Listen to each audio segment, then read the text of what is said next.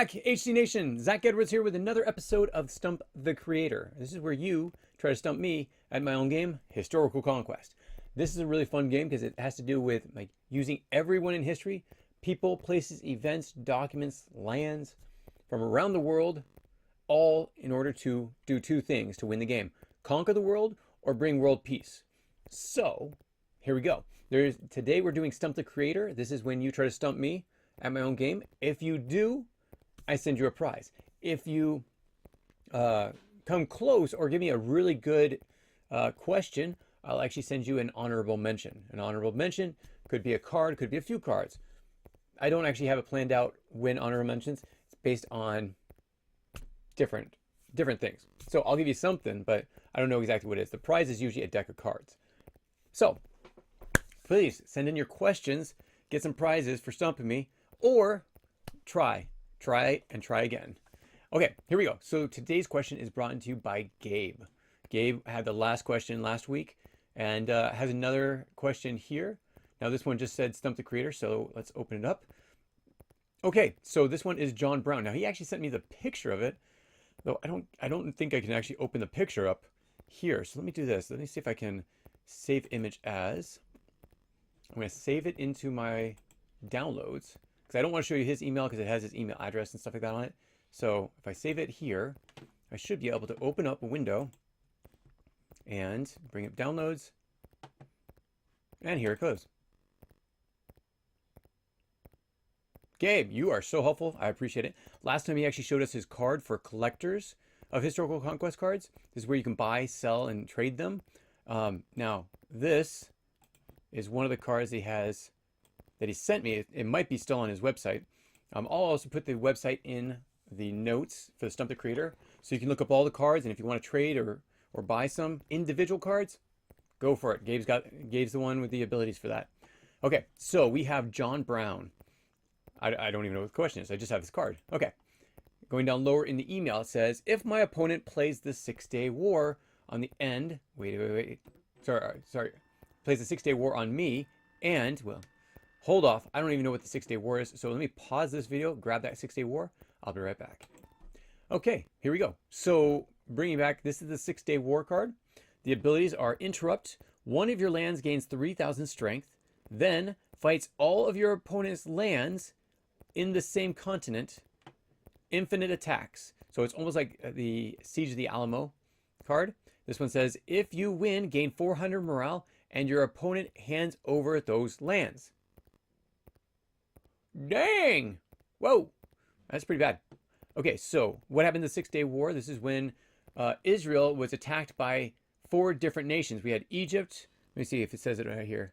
It just says Arab-Islamic conflict. Okay, you're going to have to actually look up the actual ones that fought. But I know there was Egypt, there's Syria, and one other. And all these countries attacked basically close to the same time. And with that, because they attacked on the same time, Israel had to defend all borders except for the ocean. So they had to attack or connect all borders or defend all borders. And in that time, actually I think it was Palestine too, they had to do it all by themselves, basically. They actually had some abilities, but the UN basically finally came out on June 10th. Well, it started June 5th.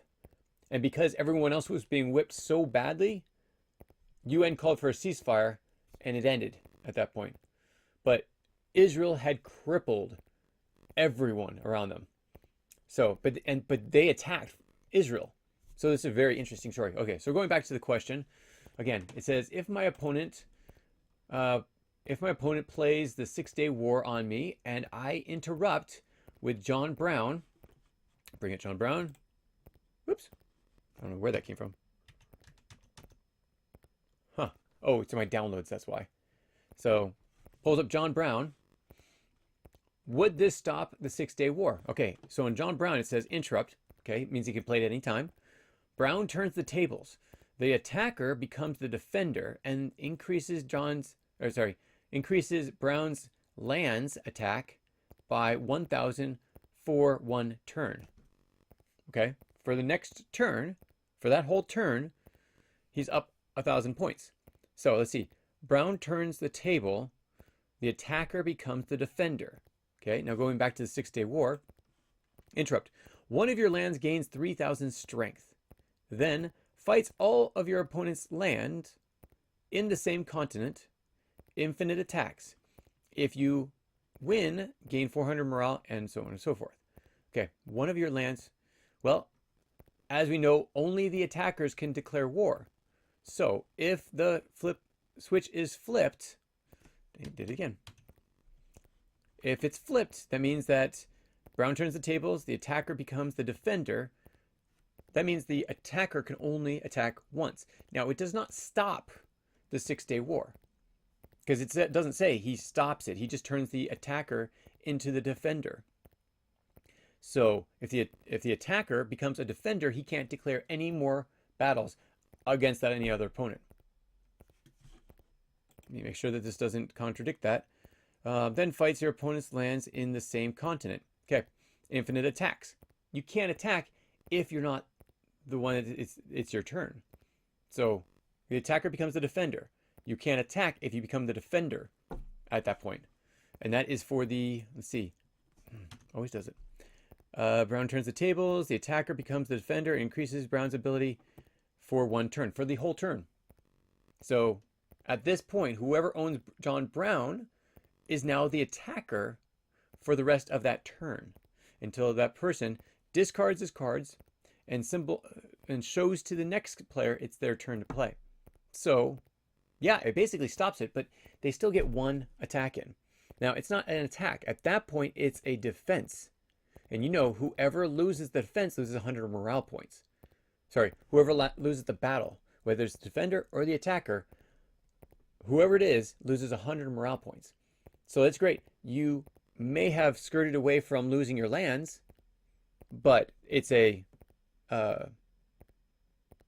still get the consequences. So if they're stronger than you are and they win as the defender, you lose 100 morale. But that's the only negative you get, because if you're the defender, you lose a person if you lose the battle. If you're the attacker and you lose a battle, you don't lose a person. I hope that makes sense. So, going back to his question. Oh, wait, there's one more question that goes with this. Or would it postpone its ability? No, it doesn't postpone the ability. Let's see, this is a one-time use, instant one-time use. So he can't use it anymore. It doesn't postpone it, it switches it. And then it says, can it still be used against the other players? Well, okay. That's a good question. Go back to John Brown. Yeah, you have such great questions. I really do appreciate it. Brown turns the table. The attacker, singular, becomes the defender and increases Brown's land's attack by 1,000 for one turn. The attacker, singular. Now, that just means that everyone else would be the attacker. But let's see. One of your lands gains 3,000 strength. Then fights all of your opponent's lands in the same continent.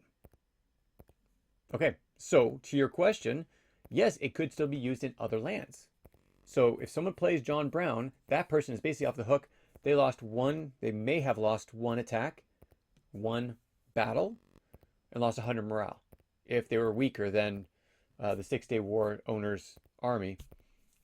As for the others, it does not actually stop the others, because this is just talking about one single.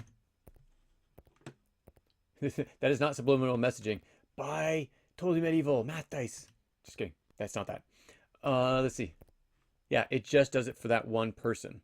I can't see anything in this that would actually say it happens for all players. So I hope that answers your question, Gabe.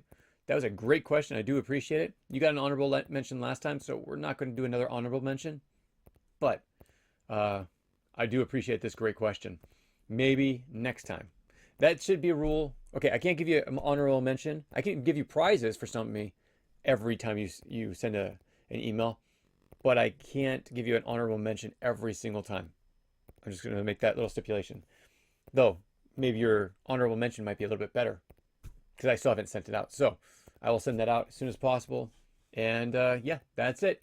thank you so much for joining us, and we will catch you next time, all. Okay, so again, this happens every Friday. Mondays through Thursday is our history classes. On Friday, we take a break from that, and we do Stump the Creator. So thank you so much for joining us. We'll talk to you next time. Take care, y'all. Bye. If you have any comments or questions, add them to the comments below. Otherwise, we'll see you tomorrow, actually. Take care. Bye.